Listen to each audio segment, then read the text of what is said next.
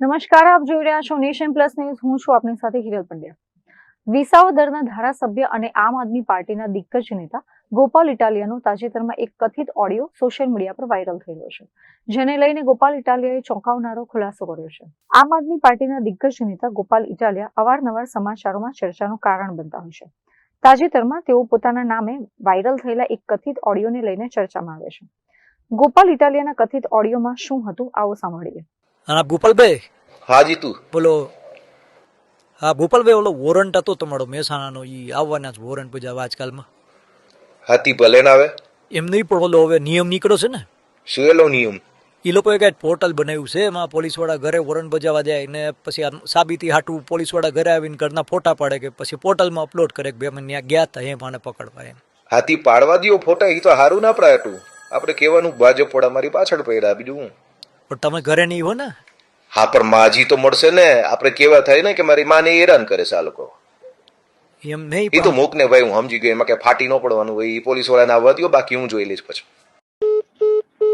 ગોપાલ ઇટાલિયાએ આ ઓડિયોને સંપૂર્ણપણે બનાવટી ગણાવ્યો છે. ઇટાલિયાએ આને એક પૂર્વ યોજિત ષડયંત્ર ગણાવીને વિરોધીઓ પર આકરા પ્રહારો કર્યા છે. ગોપાલ ઇટાલિયાએ આક્ષેપ કર્યો છે કે મને બદનામ કરવા માટે એઆઈ ટેકનોલોજીનો ઉપયોગ કરીને આ ફેક ઓડિયો વાયરલ કરવામાં આવ્યો છે. ચોરી અને એના ઉપર સીનાચોરી હર્ષ સંઘવીએ ગઈકાલે મારા ઘરે પોલીસ મોકલી, મારા પરિવાર સાથે ગેરવર્તન કર્યું અને એ વાતનો મેં ભાંડો ફોડ્યો જગ જાહેર. તો સાંજ સુધીમાં એક બનાવટી એઆઈ ઓડિયો વાયરલ થઈ ગયો. અરે વાહ, તમને બધી ખબર પડી જાય છે. અમે તો આખા વર્ષમાં તમારા ઉપર 100 પ્રકારના મુદ્દા ઉપર આંગળી ઊંચી કરી છે. અમે તમારા વિરુદ્ધમાં કીધું કે તમે ડ્રગ્સના કારોબારની અંદર તમારી આખી પાર્ટી સંડોવાયેલી છે, કેમ અમારો ઓડિયો ના આવ્યો? અમે તો કીધું કે હર્ષ સંઘવી 8 પાસ છે, કેમ ઓડિયો ના આવ્યો મારો એમાં? અમે તો કીધું કે આ ડફોળ છે, કેમ ઓડિયો ના આવ્યો? ડફોળ છે એવી વાતચીતની પુષ્ટિ કરતો. અમે તો કીધું કે દારૂના હપ્તા તમારા ભાજપ વાળા કમાય છે, કેમ ઓડિયો ના આવ્યો? તમારા ઉપર જ્યારે જ્યારે અમે સવાલ ઊંચો કર્યો, સવાલ ઉઠાવ્યો, ત્યારે તો કોઈ ઓડિયો ના આવ્યો કે હા આ વાત સાચી છે. અને જ્યારે મેં એમ કીધું કે મારા પરિવારને હર્ષ સંઘવીએ પોલીસ મોકલીને હેરાન કરવાની કોશિશ કરી છે, તો સાંજે છેક એક બનાવટી ઓડિયો વાયરલ કરવામાં આવ્યો. કઈ વાંધો નહીં, કરો વાયરલ. જનતા બધું જ જાણે છે કે સાચું શું છે ને ખોટું શું છે. સાચી વાત તો એ છે કે અત્યાર સુધીમાં 100 કરતા પણ વધુ એફઆઈઆરો કરી અને હર્ષ સંઘવીએ આમ આદમી પાર્ટીના કાર્યકર્તાઓને જેલમાં પૂરવાનું કામ કર્યું. પણ કઈ વાંધો નહીં, અમે કોઈ તમારાથી ડરતા નથી કે અમે કોઈ તમારાથી કઈ ભાગી જવાના નથી. તમારે અમારી ધરપકડ કરવી હોય તો આ ખુલ્લેઆમ જ ફરીએ છીએ, જ્યારે કરવી હોય ત્યારે કરી શકો છો. ડરપોક કઈ, અમે તમારા જેવા ડરપોક કે કાયર માણસ નથી. અમે તો લડનારા હિંમતવાન માણસો છીએ. ગઈકાલે જે કૃત્ય કર્યું એ કૃત્ય અત્યંત નિમ્ન કક્ષાનું હતું, અત્યંત જઘન્ય પ્રકારનું કહી શકાય. અને ચોરી ઉપરથી સીનાચોરી, કે એક તો મારા પરિવારને હેરાન કરવા, ધાકધમકી કરાવવા માટે તમે પોલીસ મોકલો છો અને ઉપરથી પાછો ઓડિયો બનાવવાનો. અને ઓડિયો પણ 8 પાસ ને છાજે એવો ઓડિયો છે. કોઈ ડફોળ માણસ, હલકી બુદ્ધિનો માણસ, નિમ્ન કક્ષાની વૃત્તિ ધરાવતો માણસ જેવો ઓડિયો બનાવે એવો ઓડિયો છે, જેમાં કહેવાતો જે કોઈ ભાઈ છે સામેવાળો એ પાછો મને કાયદાનું જ્ઞાન આપે છે કે હમણાં ઓલો નવો નિયમ આવ્યો છે, એમાં ઘરના ફોટા પાડશે, પછી એ ફોટા અપલોડ કરવા પડે. અરે ભાઈ 8 પાસ, આવું જ્ઞાન મને કોને આપવાની જરૂર છે? હું તો ઓલરેડી પોલીસમાં રહી ચૂક્યો છું, હું ઓલરેડી પોતે વકીલ છું, મને બધી જ ખબર હોય કયો નિયમ છે ને કયો નિયમ નથી. એમાં મને કઈ કોઈએ ફોન કરીને કહેવાની જરૂર જ નથી હોતી કે હવે આવો નિયમ આવ્યો છે.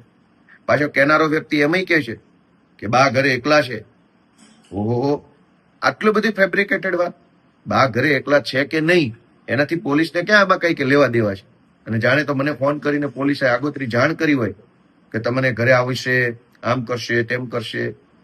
એટલે આખો આ બનાવટી ઓડિયો, અને દુઃખની બાબત તો એ છે કે આવો ઓડિયો જે બનાવવામાં આવ્યો છે એ ઓડિયો બનાવનારા લોકોને પણ બુદ્ધિ નથી કે આની અંદર જે કાંઈ વાતચીત એને સામેલ કરી છે, એ જે મેં મુદ્દા ઉઠાવ્યા, મેં એમ કીધું કે હર્ષ સંઘવીએ આટલી પ્રકારે દાદાગીરી કરી છે, જાણે કે એનો ભાજપ ખુલાસો કરતું હોય, એ ખુલાસા ટાઈપનું અંદર ચર્ચા જોડવામાં આવી છે.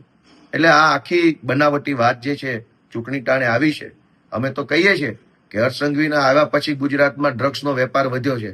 બનાવો એનો પણ એક ઓડિયો, ગોપાલ અને કોઈ ભાજપના નેતા વચ્ચેનો, અને કરો વાતચીત કે ભાજપના નેતા પૈસા કેટલા લે છે અને ગોપાલભાઈને એ જાણ કરે છે એવો. અમે તો એમ કહીએ છીએ કે તમારા આવ્યા પછી હર્ષસંઘવીના આવ્યા પછી ગુંડાઓ બુટલેગરો પોલીસને દોડાવીને મારે છે. પાટણમાં માર માર્યો, અમદાવાદમાં માર માર્યો, રાજકોટમાં, અમદાવાદમાં, વટવા સાઈડે પોલીસની ગાડીઓ પર તલવારો મારી હતી. પોલીસને ગુંડાઓ મારી લેવામાં સહેજે શરમાતા નથી સંઘવીના આવ્યા પછી. તો એનો એક ઓડિયો બનાવો ગોપાલ અને કોઈ એસપી આઈપીએસ વચ્ચેનો કે અમને બહુ મારે છે ગોપાલભાઈ, આ સંઘવી આવ્યા પછી બહુ મારે છે અમને. તમારી ઉપર 100 સવાલ ઉઠાવ્યા છે ત્યારે તમને ઓડિયો બનાવવાનું ના સૂઝ્યું. અને જ્યારે મેં એમ કીધું કે મારા પરિવારને હર્ષ સંઘવીએ ગાળો દેવડાવી, મારા પરિવાર ઉપર ધાકધમકી કરવાની કોશિશ કરી, ત્યાં તો ઓડિયો બનાવ્યો. અને કેટલાક હર્ષ સંઘવીની ટોળકીના સભ્યો દ્વારા સનસનીખેજ ભર્યા સમાચારની જેમ પ્રસારિત કરવામાં. ભાઈ કોઈ સનસનીખેજ નથી. સનસની તો 2027માં સનસનીખેજ ભર્યા સમાચાર આવવાના છે. બ્રેકિંગ ન્યૂઝ 27માં આવવાના છે. સંઘવી જેલમાં જાય છે ને આમ આદમી પાર્ટીની સરકાર આવે છે. જય જય ગરવી Gujarat. Bureau report nation plus news Surat. સમાચારોના સતત અપડેટ મેળવવા માટે અમારી નેશન પ્લસ ન્યૂઝની યુટ્યુબ ચેનલને સબસ્ક્રાઇબ કરો, બેલ આઇકન દબાવો અને જોડાયેલા રહો ફેસબુક, ઇન્સ્ટાગ્રામ અને ટ્વિટર પર.